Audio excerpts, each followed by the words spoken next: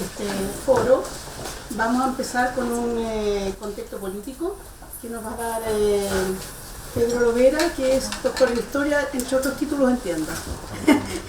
Ya, lo dejamos entonces a él. Agradecer la invitación que me han realizado desde la Casa de Miguel entonces para participar en este foro de la voz de los jóvenes. Yo acá me siento un poquito honrado porque tengo una suerte de filtración, porque no comparto la generación con los muchachos y las muchachas. Sin embargo, esto me hace sentir un poco más joven, además me trae ciertos recuerdos porque yo desde muy joven además me acerqué con la edad de ustedes, tal vez un poquito más chico, con los compañeros de la Casa de Miguel, la Rusia, Marchi, la Cheli. Son muchos años, décadas, ya casi 2 décadas de que nos conocemos, entonces estos espacios y ahora ver nuevas generaciones, porque antes lo decía el Chino Bertín, siempre tuve un poco esa inquietud cuando nosotros aparecíamos y yo era el que ustedes eran los jóvenes y que les dicen que bacán que estén acá, que estén presenciando esto, que se estén formando políticamente, que atrevan a sacar las voces, que den a conocer sus organizaciones, etcétera, etcétera. Uno parecía que los viejos, entre comillas, nos pasaban la pelota y nos decían, bueno, ahora ustedes tienen que seguir el camino. Y efectivamente tiene que haber un traspaso generacional, sin embargo, nosotros no vamos a hacer solo una revolución de los jóvenes. La juventud no puede asegurar cosas, no asegura nada. Se puede ser joven rebelde en un momento, después ser viejo renovado después, y eso no asegura nada, lo etario. En ese sentido me parece que es muy bueno el llamamiento que hace el Chino, en el sentido de que nosotros nos tenemos que encontrar con el resto de las generaciones para poder militar. Porque no solamente un traspaso de experiencia, anécdotas, virtudes, también como los defectos, porque también es importante conocer los defectos de aquellos y aquellas que nos antecedieron en la lucha. La lucha no parte con nosotros, no parte con esta generación, sino que tiene un largo aliento y es importante también conocer la historia. Solamente para tener un tono polémico también esto, hace unos días escuchaba una presentación muy interesante de Carlos Pérez Soto, un libro que se llama Marxismo y aquí y ahora.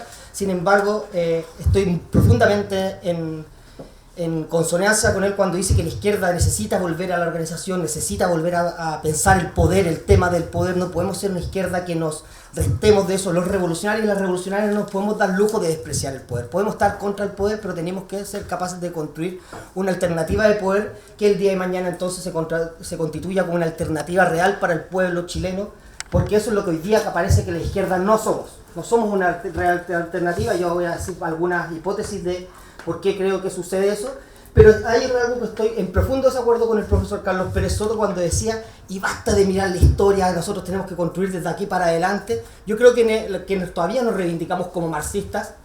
Es importante decir que la historia no es solamente un reservorio de anécdotas, de cuestiones, hechos pasados que sucedieron y que tenemos que trasladarlos mecánicamente a nuestra realidad hoy en día. Vale decir, nosotros jugábamos con esto que militamos en organizaciones rojinegras y con la figura de Miguel, Bautista, Luciano, la Lumi, etcétera, etcétera. Queríamos hacer una suerte de reeditar. Bueno, lo que hicieron los jóvenes, Bauchi, Miguel, Luciano, la Lucía Sepúlveda, por nombrar tantos y tantos otros compañeros y compañeras, fue en un momento de la historia ser capaces de decir necesitamos un nuevo instrumento para el momento de la lucha de clases que se vivía a mediados de la década del 60. Creo que hoy día no es revolucionario solamente trasladar mecánicamente consignas, preceptos, teorías, sino que hay que ser capaces también de innovar, pero no innovar olvidando nuestra historia. Es importante también poder mirar aquellos hechos, como yo decía, para rescatar tanto las virtudes como los defectos. Rodolfo Walsh, desaparecido, periodista argentino desaparecido por la última dictadura militar en Argentina, decía que el mayor triunfo de las clases dominantes era hacer olvidarle al pueblo que tiene historia, que siempre tenemos que partir de cero, que siempre queremos encontrar la pólvora. Y esas soluciones terminan siendo bastante, no solamente tibias, yo diría que poco, incluso en sus pretensiones reformistas terminan siendo poco reformistas. El Frente Amplio, que llegó con la pretensión de transformarlo todo, de barrer con la política de los 30 años concertacionistas, bueno, ahí terminó. Una política que se pensaba sin historia, terminó siendo unos solamente gestores del modelo, y creo que eso también pasa por las concepciones que tenemos sobre el periodo. Terminando de dar entonces esas palabras de homenaje, como decía José Martí, honrar honra, por eso lo digo nuevamente, es para mí el espacio y la red de la Casa de Miguel es un espacio que lo siento propio. me pasaría a decir entonces, para lo que se me convocó, que es hacer un análisis de coyuntura. Creo que tengo 10 minutos, así que voy apurando bastante, lo cual es bastante difícil, porque los análisis de coyuntura, como su nombre lo indica, parece sacar una foto a la realidad y tratar de escindirla de su tiempo histórico. Todos los análisis de coyuntura, y esto bien lo salía un peladito ahí por los años 1917, Lenin decía, los análisis de coyuntura también tienen que ver con la estructuralidad de dónde vienen. Los análisis de coyuntura, las coyunturas no se construyen en la nada, no flotan, sino que tienen arraigue, tienen raíz en algún momento específico de nuestra historia. O sea, seguramente el momento más constitutivo de nuestra historia es la dictadura civil-militar y su imposición de un modelo neoliberal que hasta el día de hoy nos rige. Y otro segundo momento que es bastante importante también para poder saltarnos algo que tal vez es más conocido, no tienen por qué conocerlo, esa pachota que de repente nos tiramos del mundo académico cuando les dicen, como ustedes saben, bueno, no tenemos por qué saberlo todo, nadie tiene que saberlo todo y nadie lo ignora todo, como decía Paulo Freire. Sin embargo, es importante avanzar en esto, también señalar un momento constitutivo de nuestra política fue la postdictadura, porque ahí se constituyeron una importante correlación de fuerzas políticas y sociales que hasta el día de hoy más o menos nos siguen configurando en nuestra actualidad. Es decir, ¿y por qué hablo de postdictadura y no hablo de transición, como siempre se ha hablado de los medios de comunicación, transitando a la democracia? ¿Cuándo transicionamos a esa democracia? Esa democracia que, como decían los militantes de Lautario, charcha, cartucha, neoliberal, autoritaria. Bueno, nunca transitamos a esa supuesta democracia, pues preferimos desde los grupos de izquierda, alguna organización, hablar de postdictadura para señalar los enclaves autoritarios que siguen rigiendo en el día de hoy en el modelo económico que se llama modelo económico, social, político, cultural, que se denomina como democrático, pero que sigue siendo una proyección del pinochetismo en sus líneas fundamentales, económicas, culturales, políticas y sociales. Y en ese momento, cuando se construyen estas fuerzas políticas, una concertación que, como sabemos, fue una administradora del modelo neoliberal, que le dio proyección, que le dio incluso legitimación que carecía en el periodo mismo de la dictadura, y de una derecha que hasta el día de hoy, a pesar de sus diferencias, que es importante decirlo, la derecha tiene diferencias. No existe como bloque monolítico. Hay que saber ese tipo de cuestiones cuando vamos a luchar contra el poder, que saber cuáles son las fisuras. Hay unas diferencias entre una derecha política, económica, mediática, que sin embargo tienen una disciplina de clase que les permiten ponerse detrás de un proyecto en común, cosa que a la izquierda nos cuesta bastante en nuestro archipiélago, para poder defender sus intereses de clase. Al fin del día, los sectores más moderados, progresistas, si quieren, de la derecha, están detrás igual de la versión más fascistizada de esta derecha pinochetista, que es entonces este gobierno de José Antonio Kast, que es el que nos rige en el día de hoy. Pero sin embargo, siempre cuando uno hace un análisis del enemigo, que siempre es importante hacerlo, y llamarlo como lo que son, enemigos, no como adversarios, como decían ahí, las teorías postmodernas, ¿no? Que hay que cambiar el rótulo de enemigo por adversario porque no queremos liquidarlos. Efectivamente, pero lo que la historia nos indica es que ellos sí nos liquidan. Ellos sí nos buscan penalizar, ellos sí nos buscan perseguir, sí nos buscan torturar, sí nos buscan desaparecer, sí nos buscan asesinar. Hay que nombrarlos como lo que son. Cuando hacemos un análisis del enemigo, también tenemos que ser lo suficientemente autocríticos, como decía Carlos Marx, de ese libro famoso, Crítica de la Crítica Crítica. Siempre hay que ser capaz de criticarse a sí mismo como izquierdas. Y es que en el momento en que la izquierda trató de luchar contra este modelo neoliberal, por supuesto hubo varias respuestas. Ya me referí brevemente al Frente Amplio, que creo que está por hacerse también un análisis más concienzudo de lo que sucede ahí. Pero también qué sucedió a la izquierda del Frente Amplio desde los años 90, una izquierda totalmente atomizada, archipiélagos de izquierda, que tuvieron una virtud, resistir. La resistencia es siempre una virtud de la izquierda, pero la izquierda no puede depender de la resistencia. Tenemos que ser capaces de articular la resistencia con la articulación de un proyecto político popular que sea capaz de presentarse como alternativa a la grandes mayorías. Si queremos disputar la hegemonía, si no solamente queremos disputar la hegemonía en el campo político a través de una elección en particular, sino que, cuando queremos disputar la hegemonía política, social y cultural de nuestro pueblo, es importante decir, tenemos un proyecto alternativo al capitalismo. Eso cayó en los años 90. Nos gustara o no nos gustara la Unión Soviética, cuando cae la Unión Soviética, cae la idea de que se puede construir una sociedad alternativa al capitalismo. De ahí este libro célebre de este yanqui japonés Francis Fukuyama, cuando decía el fin de la historia y el último hombre. Ya no había alternativa, como dijo la Margaret Thatcher, hay que vivir en el capitalismo. Y esa idea hizo pensar a muchos, como decía un filósofo gringo que decía, bueno, hoy en día es más fácil pensar en el fin del mundo que pensar en el fin del capitalismo. Parece que no pudimos vivir por fuera de las relaciones sociales que nos impone el capital. Y reconstruir entonces un proyecto que yo todavía llamo socialismo, pero que está por construirse, que está por ser llenado con sus ideas, con nuevas, del socialismo, como decía José Carlos Mariátegui, no puede ser calco y copia de las experiencias anteriores, y creo que tiene que ser creación heroica de los propios pueblos, pero está por construirse hoy en día. Si no tenemos ese horizonte estratégico, si seguimos en el eclipse de la razón estratégica, las izquierdas ya no debatimos sobre estrategias, no tenemos estrategias para llegar al socialismo. Eso existió en los años 60 y hubo una fuerte disputa, digamos, teórico-política, voy a graficarlo en dos organizaciones, entre el MIR y su concepción rupturista de llegar al socialismo de manera inmediata, y la concepción del Partido Comunista y su caso de la revolución por etapas para llegar al socialismo, pero eventualmente con el desarrollo del capitalismo y esto que se conoció como la revolución burguesa. Ese debate estratégico que en los 60 era muy rico y que se graficó, como yo les digo, en la disputa incluso dentro de la Unidad Popular entre el MIR y el PC, hoy día no existe. No tenemos debate de estrategias políticas y por lo tanto solemos caer en una suerte de voluntarismo, taerismo y tacticismo. La táctica no está mal, la táctica hay que adecuarla. Sin embargo, cuando perdemos el horizonte estratégico, la táctica termina siendo reformismo. Es lo que decía la Rosa Luxemburgo, cuando decía, nosotros no nos oponemos a la reforma, pero la reforma por la reforma no tiene una salida estratégica al capitalismo. En ese sentido, y por eso me tomo estas palabras para señalar ello, porque no quería solamente hacer un pequeño análisis de coyuntura, que es muy difícil sintetizarlo en 10 minutos, sino también advertirnos a nosotros en la izquierda que somos incapaces o hemos sido incapaces de poder construir una alternativa real porque no hemos también sabido volver a nuestras propias raíces, a nuestros propios conceptos, y por esto quiero conectarlo con el último punto, ya voy a ir terminando para que no me apure mucho con el tiempo. Es que es fundamental hoy en día recuperar ciertas categorías, como yo decía, no como traslaciones mecánicas, pero sí para seguir pensando la forma en que el capital y la forma en que la instrumentalización del capital sigue rigiendo hoy en día. Parece que en el siglo XX y ahora el siglo XXI, a fin del siglo XX y principio del siglo XXI, la palabra imperialismo era un concepto añejo y uno utilizaba la categoría imperialismo y te decía, no, si el imperialismo ya pasó, ahora solo hay una potencia hegemónica que rige todo el mundo y que se comporta como un gendarme.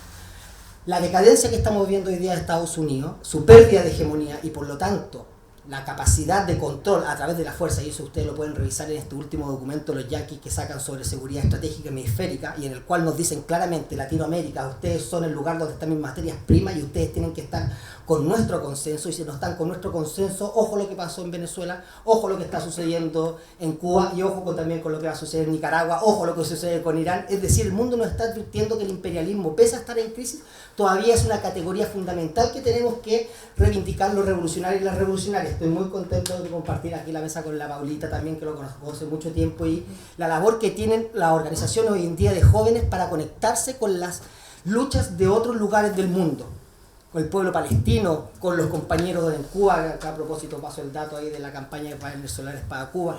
Es decir, una izquierda que no se construya estratégicamente desde una perspectiva internacionalista no tiene ninguna posibilidad de construirse como una alternativa al capital real.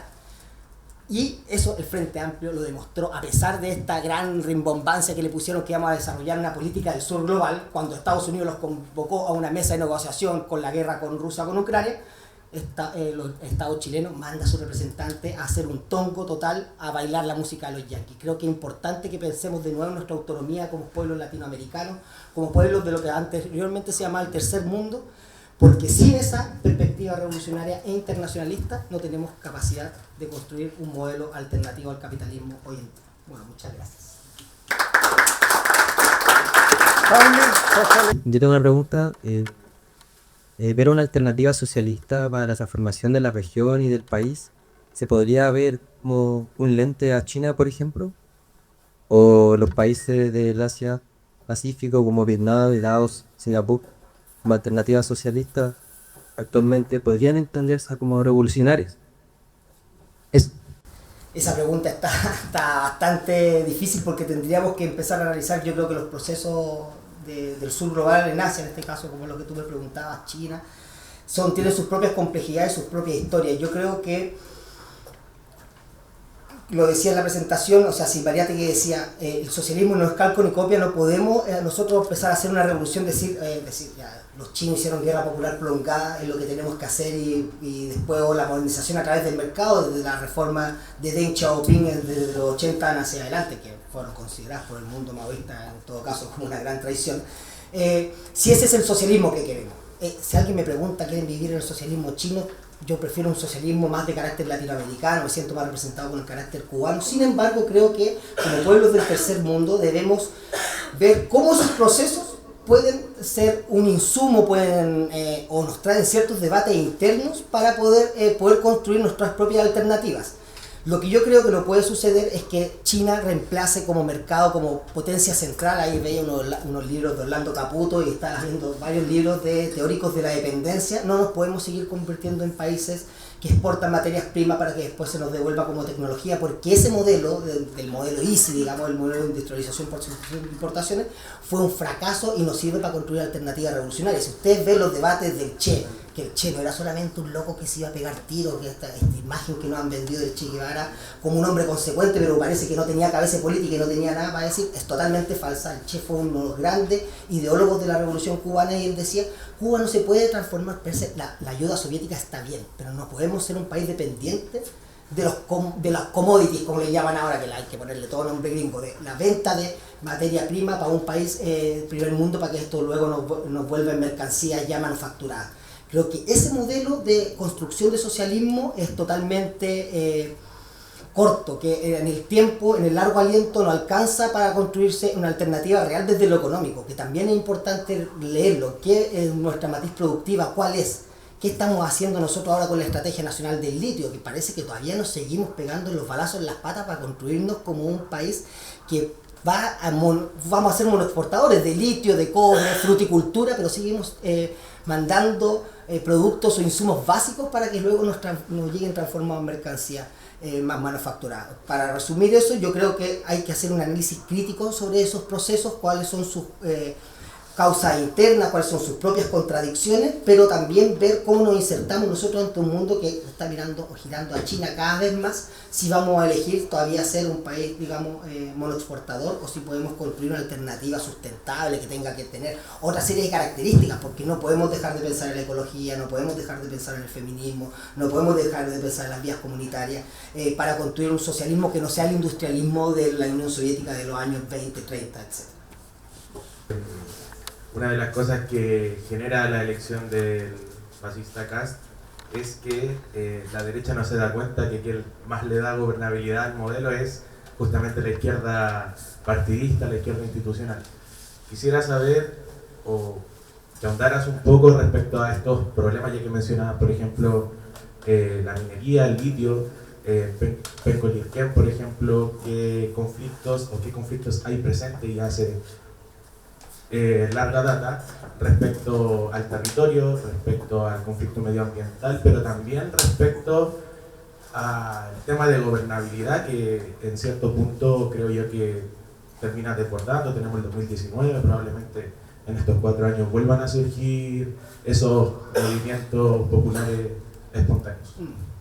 Efectivamente, yo creo que también lo que le da más gobernabilidad al capital, obviamente, una estabilidad que no es rara en nuestro país. Eso lo supieron muy bien los gringos a mediados de los años 80, cuando le quitan el piso político a Pinochet, digamos, y mandan a su embajador a negociar directamente con lo que en ese momento era la Alianza Democrática, que luego se termina constituyendo en la Concertación de Partidos por la Democracia, y sin duda la legitimidad del neoliberalismo no surge con Pinochet y en las protestas populares, cuando tenía a miles y miles de personas a lo largo del país metidas en las calles con organizaciones fuertes.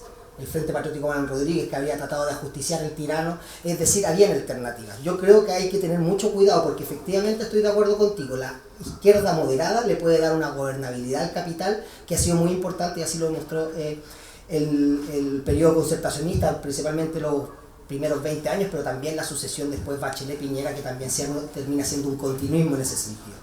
Ahora, lo que no creo es que la crisis de por sí active el campo revolucionario. Es importante saber que a la carencia de organización política, y eso también lo demuestra el 2019, no asegura de por sí una crisis total de los grupos dominantes. al no haber tenido una organización política, organizaciones políticas de peso que hubiesen sido capaces de ejercer ciertos grados de conducción, no digo la conducción anterior como se entendía como una vanguardia totalmente escindida de los movimientos sociales, pero sí tener ciertos grados de conducción revolucionaria, nos derivó en que tuvimos una serie de una playa de un arco de intentos organizacionales que terminaron fracasando y por lo tanto tuvimos una nueva azonada de los grupos neofascistizados del neoliberalismo que representa Kast. Y la ausencia de organización política nos ha impedido a nosotros poder jugar con el enemigo de igual a igual en la cancha, digamos. No nos paramos 11 contra 11 como para la jerga futbolera, es decir, nosotros estamos jugando con 3, 4 jugadores menos. Y en ese sentido, por eso también creo que es importante volver a Lenin, es importante volver al tema de la organización, porque si no constituimos organizaciones políticas y alternativas reales, esos periodos de crisis terminan siendo incluso monopolizados o terminan llevando el agua al molino a nuestros enemigos. Lo decía Antonio Gramsci, decía, los pueblos incluso cuando se rebelan, sufren la iniciativa de los grupos dominantes, que se pueden recomponer de manera más rápida, tienen sus propios partidos, sus propias organizaciones empresariales. Ahí vean ustedes la CPC, que organiza todo el gran empresariado de la SOFOFA, la Sociedad Nacional de Agricultura, la Sociedad Nacional de Minería, la Cámara Chilena de Construcción. La derecha está súper organizada y nosotros no tenemos un grado de organización mínimo para poder enfrentarnos a eso. Muy brevemente, con respecto a lo que te refería a la ecología, creo que ese es un debate que sobre todo los pueblos del tercer mundo tenemos que dar de manera muy responsable. Hay ciertas teorías europeas que están abogando ahora por el decrecimiento y parece ser una tarea o una consigna muy linda. Sin embargo, ¿podemos los pueblos del mundo darnos el lujo, del tercer mundo darnos el lujo de decrecer? Decirle a los europeos, claro, ustedes ya se chuparon todas las riquezas del tercer mundo, llevaron toda su mano de obra barata, llevaron todas sus materias primas, nos industrializamos y ahora les decimos, ¿saben qué? Ustedes no pueden crecer. Ahora el que le estaban diciendo al capitán Traoré en Burkina Faso, no, la empresa del oro es muy contaminante. ¿Cómo le van a decir a un pueblo del tercer mundo el camino autónomo que tiene que elegir para su economía? Nosotros no podemos seguir colonizados intelectualmente por ciertos marxistas europeos que están haciendo debates intelectuales que no son acordes a nuestra realidad latinoamericana. Y eso no quiere decir extractivismo, extractivismo, extractivismo, como piensan algunos. Ahí lean un artículo de Martín Arboleda que publicó hace unos días en Jacobin, Latinoamérica, que se llama Por la vuelta a un marxismo científico, a una izquierda científica. Yo creo que la dicotomía no es tal, pero es importante saber que nosotros no tenemos las mismas alternativas que los europeos. No podemos darnos el lujo de ese decrecimiento. Nosotros tenemos que ser capaces de, al pueblo pobre de Chile, darle una alternativa. Y la alternativa no es crecer económicamente. Eso es matarnos antes de empezar a jugar el partido. Entonces, esos casos a casos de cómo encaramos proyectos mineros que efectivamente destruyen comunidades, que destruyen nuestro ecosistema, cómo conjugarlo en un plan de desarrollo real. Y por eso el Che, planificación, planificación, planificación. Esa es realmente el aporte teórico económico del Che, tiene que ver con la planificación económica del socialismo, y creo que por ahí podríamos entrar a un debate más serio sobre la cuestión ecológica, porque no es tan simple como esta alternativa dicotómica.